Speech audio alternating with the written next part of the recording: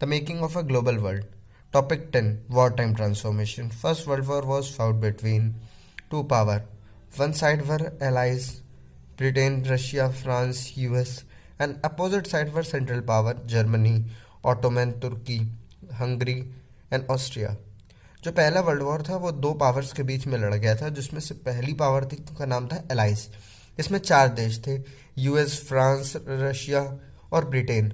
और opposite side थी जो सेंट्रल पावर था वो था जर्मनी, ऑटोमन तुर्की यानी कि आज के टाइम का तुर्की, ऑस्ट्रिया और Hungary.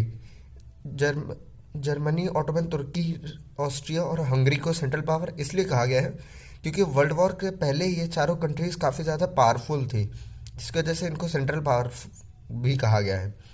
This war was modern industrial war. It was saw the use of machine guns, tank, aircraft, chemical weapons etcetera on large scale. अब एक क्वेश्चन बहुत ज़्यादा पूछा जाता है कि जो फर्स्ट वर्ल्ड वॉर था वो मॉडर्न इंडस्ट्रियल वॉर किस बेसिस पे था। तो इसका पहला पॉइंट ये होगा कि मशीन गन्स का इसमें इस्तेमाल किया गया था, टैंक्स का यूज़ किया गया था, एयरक्राफ्ट, केमिकल वेपन्स और बहुत सारे और कई चीज़ों का इस्तेमाल किया गया था और काफ़ी लार्ज नंबर पे, जो कि सिर्फ और सिर्फ मॉडर्न वॉर में ही हो सकता है। फिर इसी का सेकंड पॉइंट है to fight the war millions of soldier were recruited around the world. यानी कि वॉर को लड़ने के लिए लाखों से ज़्यादा, करोड़ लाखों के ज़्यादा जो सोल्जर्स हैं उनको वर्ल्ड भर से लाया गया था। फिर उसके बाद death and destruction around 9 million to 20 million injured which was impossible without an industrial arm. यानी कि ये चीज़ पॉसिबल हो ही नहीं सकती थी अगर मॉडर्न वर्ल्ड वॉर ना होता। अगर मॉडर्न वर्ल्ड वॉर ना होता तो इतने लोगों की डेथ ना होती, लेकिन इतने ज़्यादा जो 90 लाख से लेकर 2 करोड़ के बीच में लोगों की इंजर्ड ना होते, लाखों लोगों की डेथ नहीं होती। फिर उसके बाद वर्ल्ड वॉर के बाद in Europe income of family had decline after war.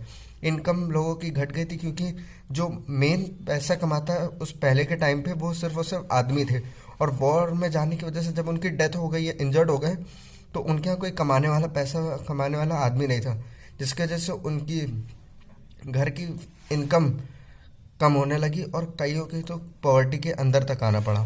फिर उसके बाद during war mens were in battle, womens step into undertake jobs that earlier only man were do. इसमें ये बताया गया है कि जो वॉर के टाइम पे जब मेंस बैटल में थे, युद्ध लड़ रहे थे, तो जो औरतें थी वो सारे वो काम करने लगी जो पहले आदमी करते थे और औरतों को करने नहीं दिया जाता था। अब वही काम औरतें कर रही हैं ताकि वो अपना घर चला सके और कंट्री को चला सकें। फिर उसके बाद Britain borrowed large amount of loans from US bank and from US public. Britain ने काफ़ी ज़्यादा बड़े अमाउंट में लोन लिया था यूएस बैंक और यूएस पब्लिक से। फिर उसके बाद as US citizen had given loan to international countries, so they started to own more asset than in countries। तो जो यूएस के सिटीजन्स हैं अब उनके पास ज़्यादा एसेट्स थे फॉरेन कंट्रीज़ में in compare to own country. यानी कि खुद के देश में उतने उनके पास एसेट्स नहीं थे जितने अब उनके पास फॉरेन कंट्रीज़ में थे, क्योंकि फॉरेन कंट्रीज़ वाले लोगों को उन्होंने लोन दिया था। फिर उसके बाद topic 11 post war recovery. Britain, which was world leading economy in pre-war period, in particularly faced a prolonged crisis। जो ब्रिटेन पहले वर्ल्ड वॉर से पहले एक लीडिंग इकॉनमी था, अब वो क्राइसिस फेस कर रहा था। At the same time industries had developed in India और जापान। और जब ब्रिटेन की इकॉनमी ख़राब हो गई थी, क्राइसिस चल रहे थे, उसी टाइम पे इंडस्ट्रीज इंडिया और जापान में बहुत ज़्यादा डेवलप हो रही थी। During the war, demand, production and employment had increased, but after war, unemployment had increased। पहले जो था एम्प्लॉयमेंट इंक्रीज हो रहा था, डिमांड इंक्रीज हो रहे थे, प्रोडक्शन इंक्रीज हो रहा था, लेकिन जब वॉर ख़त्म हो गया तो अनएम्प्लॉयमेंट इंक्रीज होने लगा, यानी कि लोग बेरोजगार होना शुरू हो गए। क्योंकि वॉर के टाइम पे जो डिमांड होती है वो ऑटोमेटिकली बढ़ जाती है, क्योंकि गवर्नमेंट्स वॉर के लिए सोल्जर्स को पहले उनकी प्रायोरिटी होता है देखना, और जिसकी वजह से डिमांड भी बढ़ी, प्रोडक्शन बढ़ा, और डिमांड और प्रोडक्शन को बढ़ाने के लिए एम्प्लॉयमेंट की ज़रूरत थी, तो एम्प्लॉयज़ की ज़रूरत, तो एम्प्लॉयमेंट भी बढ़ गया। लेकिन जब वॉर ख़त्म हो गया, क्राइसिस आ गया, तो उन्होंने लोगों को निकालना शुरू कर दिया ताकि वो अपनी इनकम खुद भी कुछ सेव कर सके। After war every 5 British worker was out of work, यानी कि हर 5 में से कोई एक आदमी काम से निकाल दिया गया था ब्रिटेन में। फिर मैनी एग्रीकल्चरल इकोनॉमीज और ऑल्सो इन क्राइसिस, जो एग्रीकल्चरल इकोनॉमीज थी वो भी बहुत ज़्यादा क्राइसिस में थी। In Europe was major supplier of wheat, but after the war wheat production had increased in Canada, America, Australia etcetera.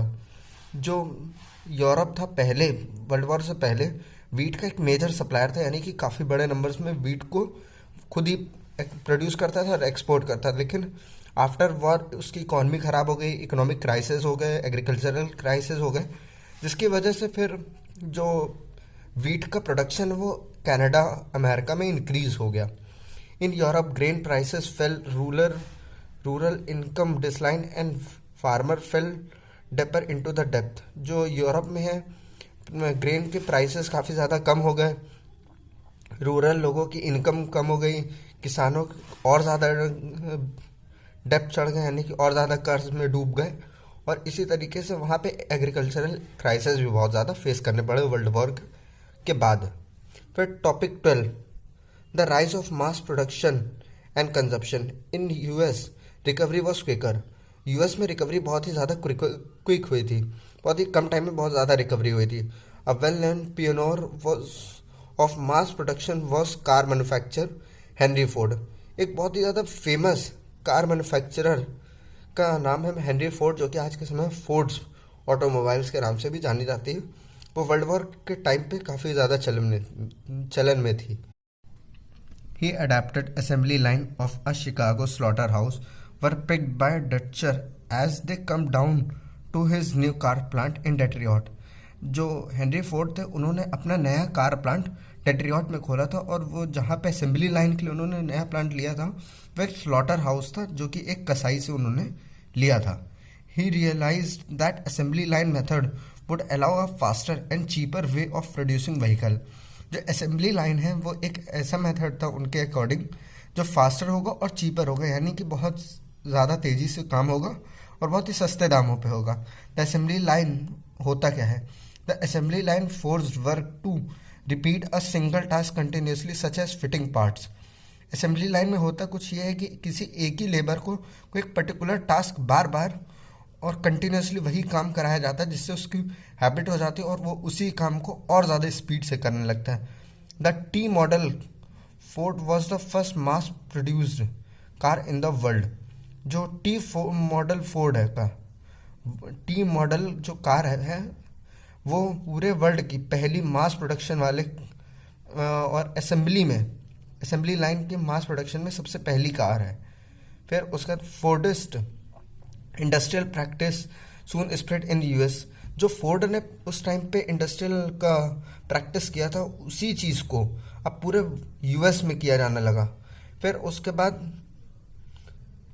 They were also widely copied in 1920 in Europe. जब ये बात यूरोप के लोगों को पता चली तो यूरोप के लोग भी इसी चीज़ को काफ़ी ज़्यादा तेज़ी से कॉपी करने लगे, जिस तरीके से हेनरी फोर्ड ने अपनी कार के मैन्युफैक्चरिंग के लिए की थी। Due to mass work production was lowered. जो मास प्रोडक्शन था, मास वर्क था, उसके जैसे प्रोडक्शन जो था वो कम था। फिर उसका thanks to higher wage more worker can afford durable goods like car. अब हेनरी फोर्ड ने जो सैलरी थी अपने एम्प्लॉयज़ को ज़्यादा दी, जिससे वो अपने और ज़्यादा महंगे आइटम्स खरीद सके, गुड्स खरीद सके, जैसे कि कार और etcetera. Car production in US was 2 million in 1919 to 5 million in 1921। यानी कि जो कार प्रोडक्शन था वो यूएस में 1919 में यानी कि 1919 में से 20 लाख कारें बनी थी, लेकिन 1929 तक आते आते 50 लाख कार बन गई। The large investment in housing and household goods seem to create a cycle of employment and income rising consumption demand and yet employment and income increases.